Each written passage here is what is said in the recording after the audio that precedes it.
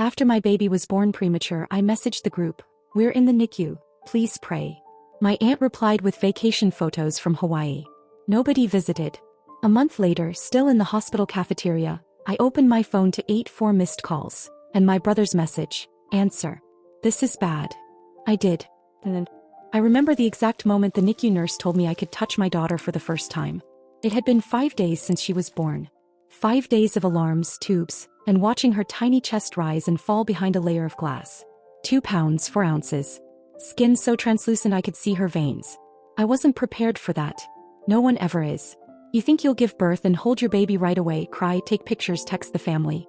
Instead, I sat in silence next to machines I didn't understand, trying to keep my breathing quiet so I wouldn't disturb anything. And I was alone. Not metaphorically. Physically alone. No one had shown up. Not a single person. It didn't hit me all at once. At first I thought they were just waiting for the right time. Maybe they were giving me space. Maybe they were on their way. But I had sent the message. I typed it clearly, "We're in the NICU. Please pray." Simple. Honest. Desperate in a quiet way. I stared at the screen after I hit send, expecting it to light up with love. One person replied. Aunt Brenda. 3 pictures from Hawaii. Her feet in the sand, a piña colada in her hand, and a shot of the sunset captioned "Best view ever." That was it. No words about the baby. No questions. No concern. Just vacation photos and hashtags. I didn't say anything. I wanted to scream. I wanted to throw the phone. But I couldn't. My daughter was fighting to breathe and I had to stay calm. I was her anchor. She didn't need a meltdown. She needed me steady. The worst part was knowing this wasn't just a one-time lapse. No one else in the family followed up. Not my brother, who I once drove 5 hours to bail out of a breakup and a lease. Not my cousin Liz, who cried on my couch for weeks when she lost her job and then let me pay her rent more than once. Not Brenda's daughter, who I literally hosted in my guest room for a semester while she found herself. Days passed. Then weeks. I stayed at the hospital almost full-time. My husband was in Oregon, trying to wrap up a work contract that couldn't be broken without financial penalties. He felt helpless. I told him not to worry, that I was okay. But I wasn't. I was eating cafeteria food, showering in the hospital family center, changing clothes out of a duffel bag, watching my baby through glass. She had a name. Riley. Nobody even asked what we named her. On day 31, I was sitting in my usual corner of the cafeteria holding a cold cup of coffee, scrolling through pictures of Riley in my phone. The nurses had helped me take a few. She looked stronger. A little bigger. Still hooked up to wires, but I could see her spirit now. Something had shifted. There was hope. That's when I saw it. My phone lit up. 84 missed calls. I froze. I didn't even hear it vibrate before, didn't feel it ringing. Just a silent notification screen glowing up at me like it knew something I didn't. Most of the calls were from my brother. The last text from him said, "This is bad." And just like that, I knew something was coming. Something big. But for the first time in a long while, I didn't panic. I didn't cry. I just set the coffee down, took one deep breath and called him back. Because if it was finally time for a family emergency, they were about to find out what being alone really felt like. The phone barely rang before my brother picked up. His voice was loud, rushed, shaky, like he'd been running. I heard traffic, someone talking in the background, a car door slamming. He didn't ask how I was. He didn't ask about Riley. Just blurted it out. Dad collapsed. In the driveway. It happened an hour ago. No warning, just dropped while pulling the trash bins back after collection. The neighbor saw it, called 911, tried CPR. My brother got to the hospital just as they were wheeling Dad into emergency surgery. Brain bleed.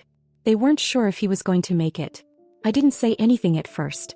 I looked out the cafeteria window at the same sidewalk I watched every morning. I asked who was with him. He said Mom, Brenda, and a few cousins had rushed over. Even Liz was there. Right. Of course. Everyone could make it when he was in the hospital. Then he said the part one knew was coming. You need to come. Mom's falling apart. We need you. Not how's your daughter. Not are you okay? Just we need you. I reminded him I had been in this hospital for 31 days. That my baby weighed 2 pounds when she was born. That I was here alone, eating from vending machines and sleeping in a folding chair, while they all went on with their lives like nothing had happened. I asked if he even remembered the message I sent to the family group chat. He didn't answer that. Said things had been busy. Said Brenda had just gotten back from Hawaii. Said they thought I didn't want visitors, didn't want to be overwhelmed. I almost laughed. As if silence wasn't more overwhelming than anything. I didn't yell. I didn't argue. I just said I wasn't leaving Riley. Not now, not for this. I wished Dad the best and I meant it. But they would have to figure this one out without me. Then I hung up. He called back within seconds. I let it go to voicemail. He texted next. A wall of messages. Some begging. Some guilt-tripping. Some just rambling. I sat there reading each one, then slowly started deleting them. One by one. It wasn't rage I felt. Not even betrayal anymore. Just a cold, sharp certainty. For years I had held this family up. I was the go-to fixer, the peacemaker, the one they leaned on when things went sideways. I paid for things without being asked. I remembered birthdays they forgot. I never once said no when someone needed help. But they left me alone when my daughter was on life support. They left me to sit beside an incubator day and night without asking how I was surviving it. So that was it. I turned off the ringer, slid my phone back into my pocket and walked upstairs. Riley was asleep, her arms slightly spread out like she was floating. Her heart rate was steady. She was breathing without the CPAP for the first time. The nurse told me we'd probably be trying bottle feeds soon. I stood there looking down at her and felt it settle inside me. I didn't owe anyone anything anymore. They could beg, call, cry. It wouldn't matter. Whatever storm was coming for them next, they'd have to face it without me. Because I wasn't their safety net anymore. I was my daughter's mother. And I was done saving people who wouldn't even show up when it mattered. The next 2 days felt like being underwater. Still muted, heavy. My phone didn't ring. No one texted. Not about Dad. Not about anything. After that flood of missed calls and messages, it was like someone flipped a switch and cut the wires. It was almost impressive how fast they could disappear again when they didn't get what they wanted. I didn't reach out either. Not to ask if Dad made it through surgery. Not to check if Mom was okay. I sat in the NICU just like I had for a month, watching Riley sleep in her little nest of blankets and wires, watching monitors blink and hum. And I waited. I gave them a chance to show me they meant it. To ask about her. About me. Nobody did. Instead, Riley gained 4 ounces. That's what mattered. We were finally weaning her off the oxygen. She opened her eyes longer. Wrapped her whole hand around my pinky. Every time I saw her fight, I felt stronger. Calmer. Sharper. Then 2.5 days later, Brenda showed up. I heard about it from one of the nurses. She didn't call ahead, didn't text. Just walked in with sunglasses still on, holding a small shopping bag like she was dropping off a housewarming gift. She didn't ask to see Riley. She didn't ask where I was. Just left some overpriced cookies with the nurse, smiled and left. That was her big gesture. Later that day, my brother texted again. So you're just cutting everyone off now?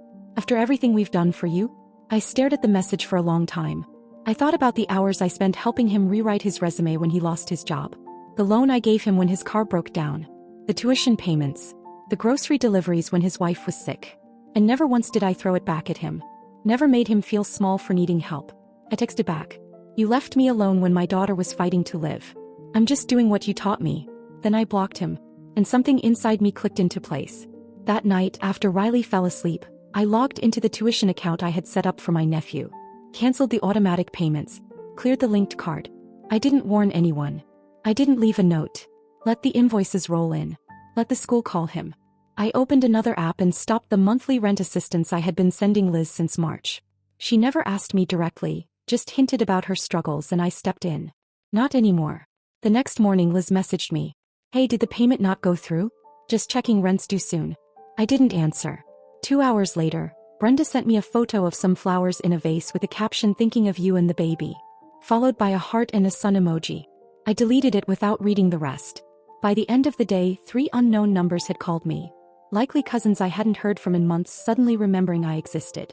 I didn't pick up. I already knew what they wanted. When people realize the person they leaned on has stepped away, they don't reflect. They scramble. They talk. They twist the story. They try to fix it not because they care but because the support they thought was endless is suddenly gone. It makes them panic. Not because they miss you, but because they miss the version of you who always said yes. But that version of me disappeared the day I sat alone in that NICU with Riley and read my aunt's vacation caption instead of a message saying we're here. We love you. We've got you. They made a decision that day. I just followed their lead. And now, as they scrambled, I focused on what actually mattered. Riley's breathing on her own.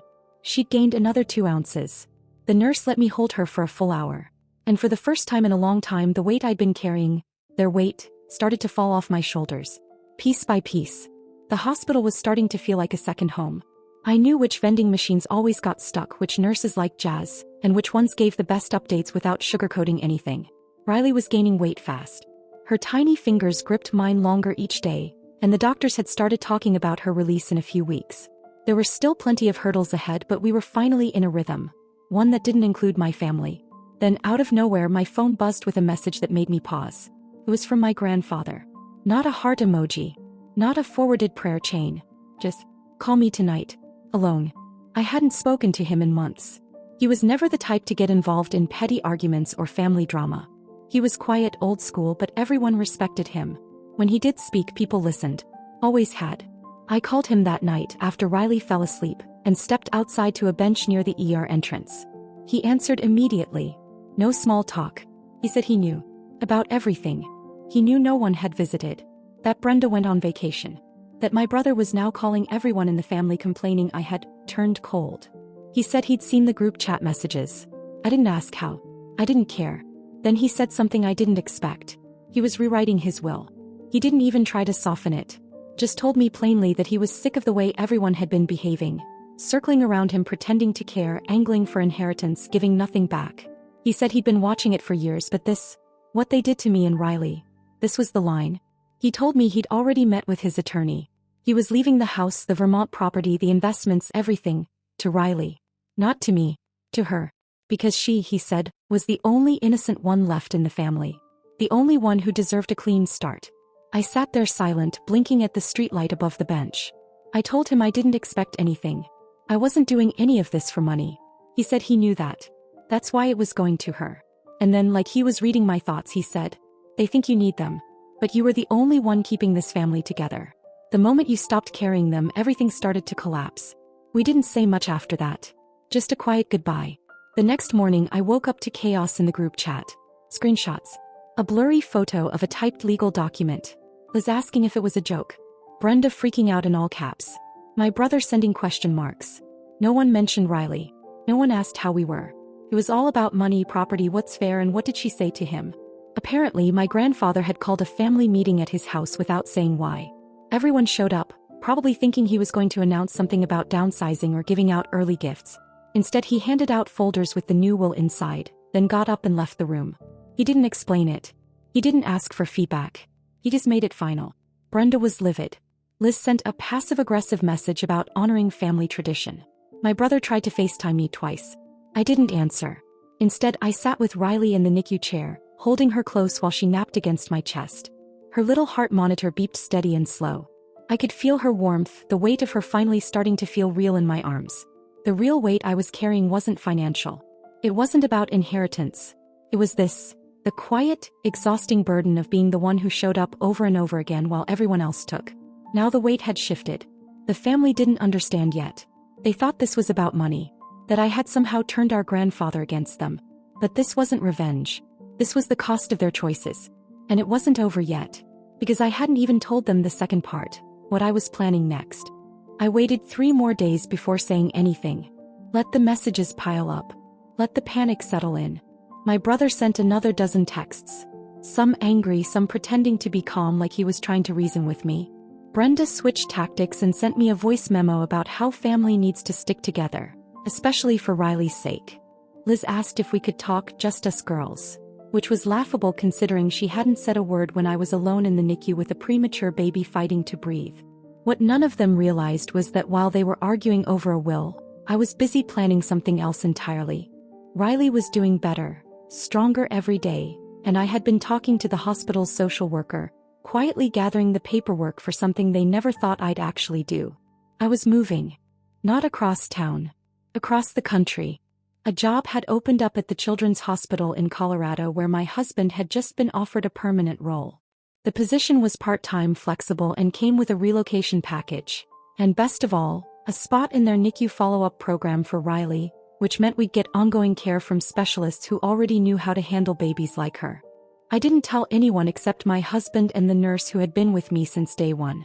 I didn't owe anyone else that information. 2 days before our flight, I finally responded to the group chat. Not with words. Just a photo. Riley in a new onesie, asleep in her car seat. And behind her 2 suitcases packed and zipped. Brenda responded first. Where are you going? Liz followed. Wait, what is this? Are you moving? My brother's message came in last. You're seriously doing this? After everything? After everything. As if I was the one who disappeared. As if I was the one who had left someone else behind in a hospital bed. I didn't respond. The next day, the hospital room was cleared. Riley was discharged and we were on a plane. Just me, my husband, and our daughter. I held her the entire flight. I didn't cry. I didn't look back. That night, in the hotel near our new apartment, my husband opened his phone, scrolled through the messages from my family and asked if I wanted to block them. I said not yet, because I wanted them to see what life looked like without me. And they did. Over the next few weeks, I started posting just a few quiet pictures on social media. Riley's first nap in her new crib. Her checkup at the new hospital. A video of her smiling at the ceiling fan like it was the most beautiful thing she'd ever seen. The comments started pouring in. Not from them, they stayed silent watching. But I could see it. The views.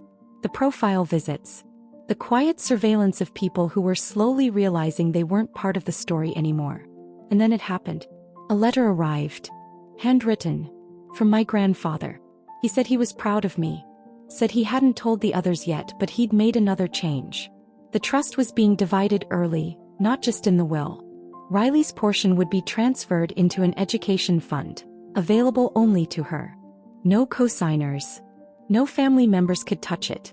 He wrote, "They took your kindness for granted. Now they'll see what happens when that kindness goes somewhere else." I read it twice. Then folded it and slipped it into Riley's baby box, right next to the photo of her in that NICU incubator. The family didn't fall apart immediately, but piece by piece things started slipping. Liz posted about needing help with rent.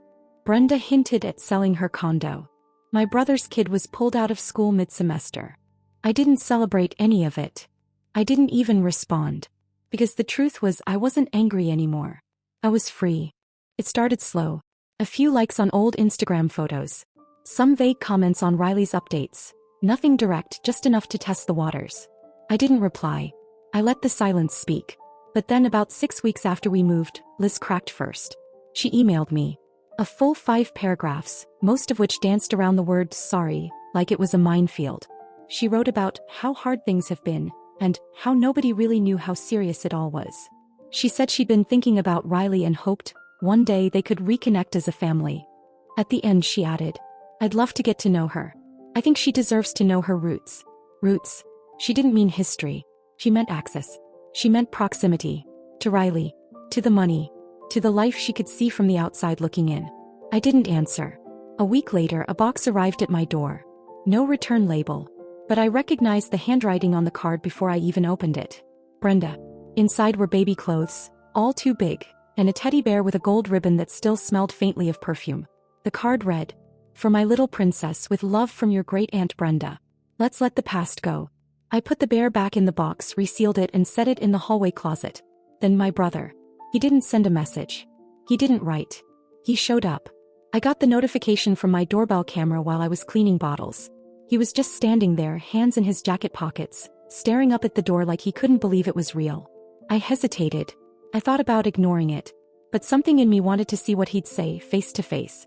I opened the door. He looked rough. Not unhealthy, just worn down. Like someone who had run out of excuses.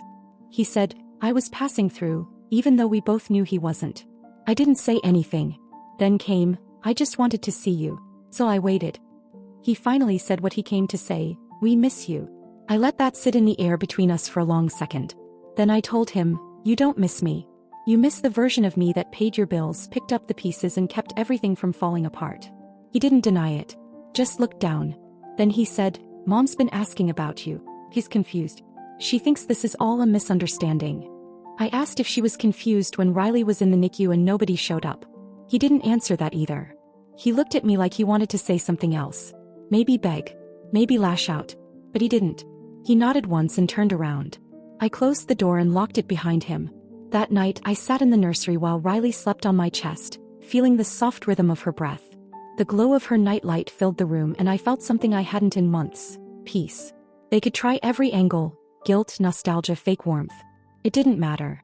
Because I'd finally figured it out. Love isn't proven in emergencies. It's proven in the quiet days after, when there's no drama left to solve and no audience to impress. It's in who shows up. And who disappears. My family showed me who they were when they didn't show up at all. So I stopped waiting. I started building a new circle. Quiet friends who brought soup without asking. A neighbor who helped carry groceries up the stairs. A coworker of my husband's wife who dropped off preemie clothes that actually fit. These people had no obligation. No hidden expectations. And somehow they showed more love than the ones I shared blood with. Months passed. Riley kept growing. Her cheeks got round. Her laugh came easily. The doctors said she was thriving. And she was. One morning I woke up to a voicemail from my grandfather. He said, "They still don't get it. But that's not your burden anymore." He sounded tired but content. Like he had made his decision and he was at peace with it. That same week my husband and I took Riley to a mountain cabin for the weekend. We left our phones in a drawer. I watched the sun rise over snow-covered peaks with my daughter bundled against my chest, and I realized something. They will always want back in.